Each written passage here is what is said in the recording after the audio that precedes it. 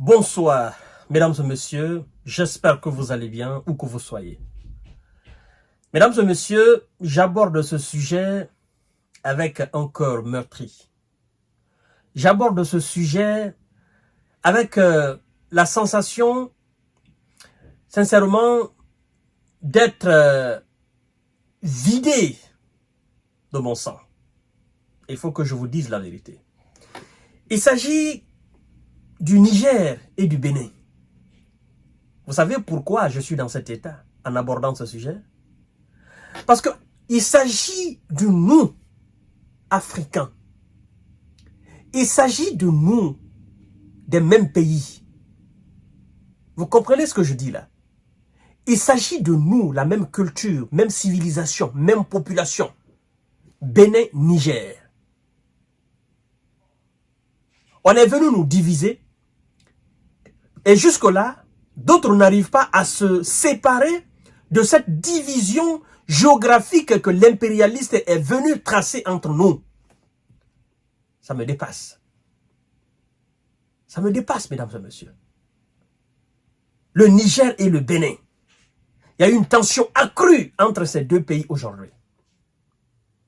Le Bénin qui arrête 5 ressortissants nigériens au port de Sémé, Podji. 5 Nigériens, ressortissants nigériens. Et ces 5 Nigériens, mesdames et messieurs, sont aujourd'hui dans la main de la police. Le procureur même béninois s'est prononcé là-dessus. On ne sait pas s'il y aura poursuite ou pas, mais mesdames et messieurs, c'est quand même grave. C'est quand même grave. Et ça concerne le pétrole nigérien. Ces 5 ressortissants nigériens, on nous apprend qu'ils ont été arrêtés au port.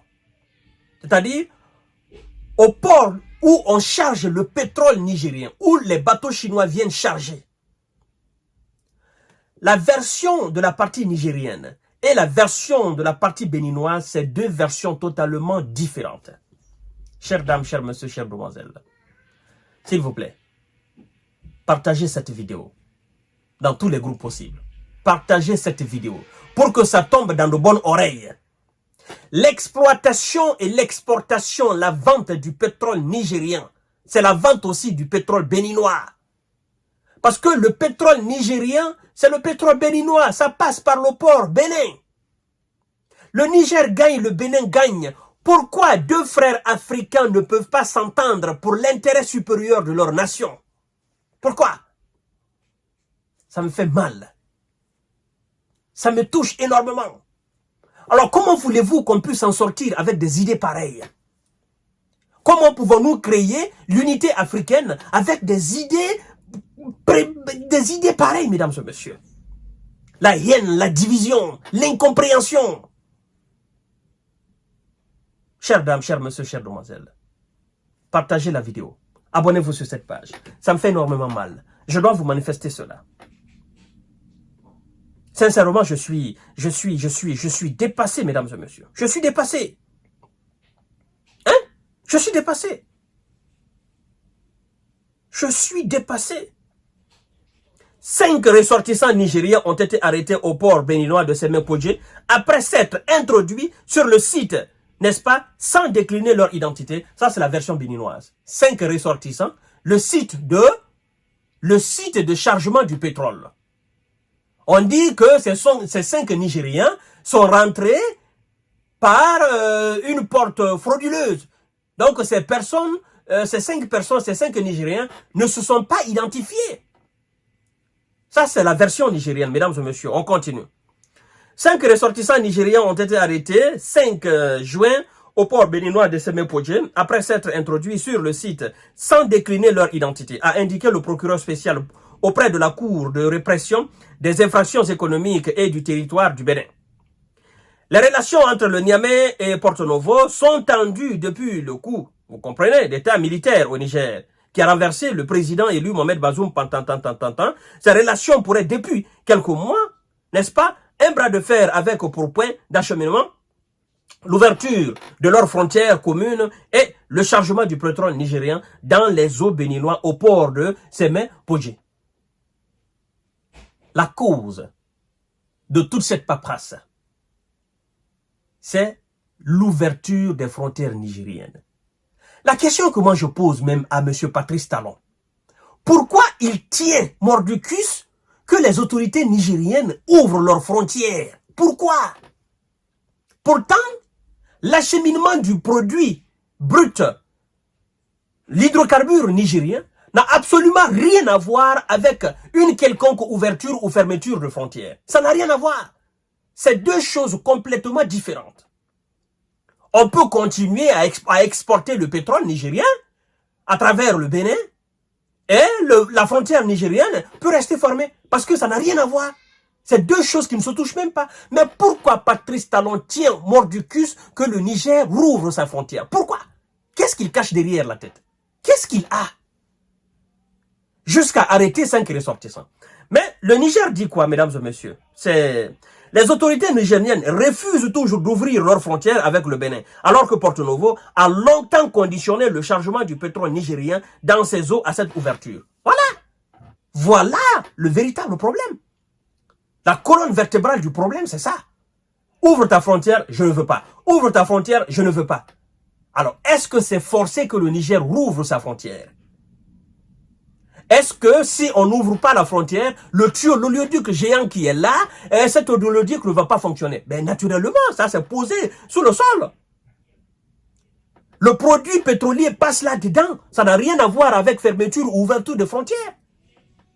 Moi, je ne vois en quoi cela dérange tant M. Patrice Talon, s'il n'a pas autre chose derrière la tête.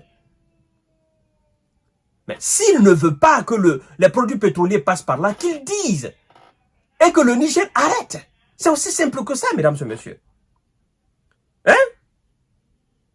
Pour justifier cette entrée frauduleuse, et selon le Bénin, sur le site, les intéressés ont indiqué être tous des employés du WAPCO Niger, dont ils arborent les badges.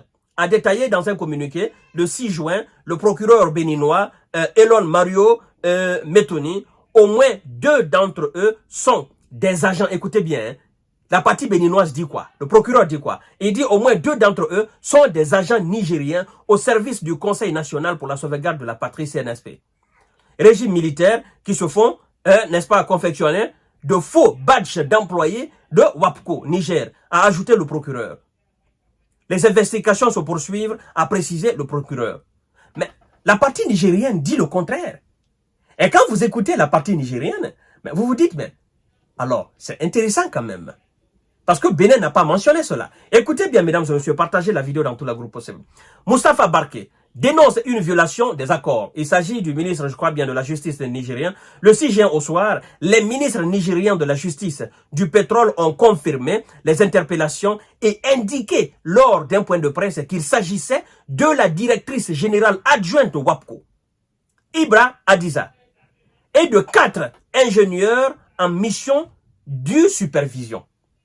Et qu'est-ce que le Niger dit par rapport aux 4 personnes? Donc, la directrice adjointe et 4 autres ingénieurs. Le Niger continue en disant ceci. Le ministre nigérien du pétrole, Mahaman Moustapha Barké, a accusé le Bénin de violation des accords sur le transport du pétrole brut du Niger via le port béninois. Ces accords indiquent selon lui que les opérations de chargement des bateaux doivent se faire en présence des 3 parties, béninoise, nigérienne et chinoise. Vous comprenez? Donc, si on s'en tient à la déclaration, n'est-ce pas, du ministre du pétrole et de la justice nigérienne, donc ces 5 personnes étaient les représentants du Niger sur le site de chargement. Parce que, selon eux, c'est l'accord qui dit ça.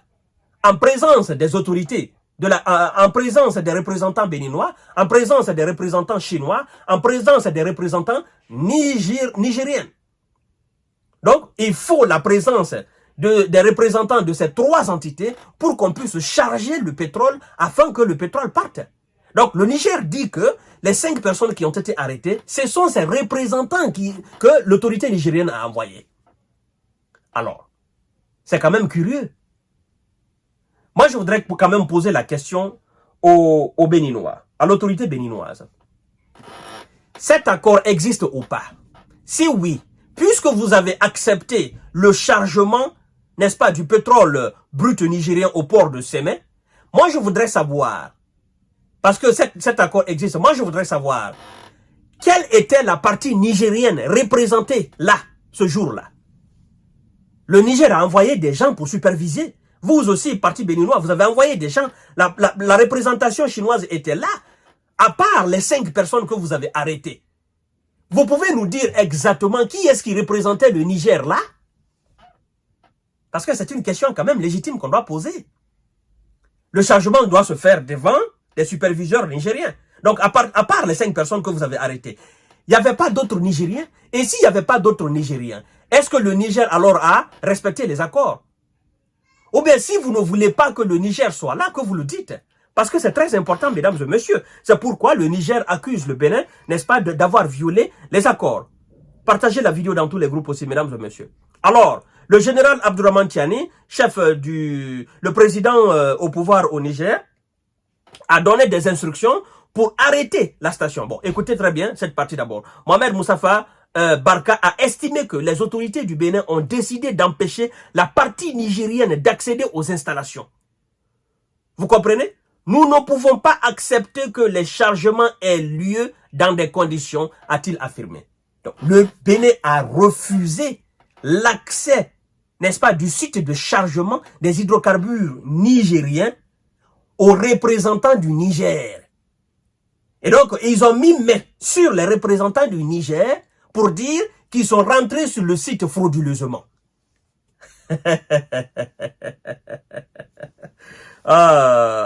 Le général alors Abdourahmane Tiani, le président du Niger, a donné des instructions pour arrêter la station de pompage de Kwalele, dans le nord-est du Niger, dans le nord-est nigérien. Si les membres de l'équipe n'étaient pas libérés. Il a raison. Il a raison. Et si on ferme là-bas, on arrête, ben, c'est le Bénin qui est perdant. Parce que le Niger, lui, exploite le pétrole. Le Niger vend son pétrole au Niger, au Burkina, au Mali et d'autres pays, au Togo. Donc, si le pétrole ne passe pas là, il n'y a pas de taxe. Le Bénin ne gagne rien. Mais je ne sais pas qu'est-ce qui traverse la tête des autorités béninoises, mesdames et messieurs. Sincèrement, ça me dépasse, mesdames et messieurs. Ça me dépasse. 2 pays frontaliers, hein, qui ont à peu près les mêmes peuples, la même civilisation.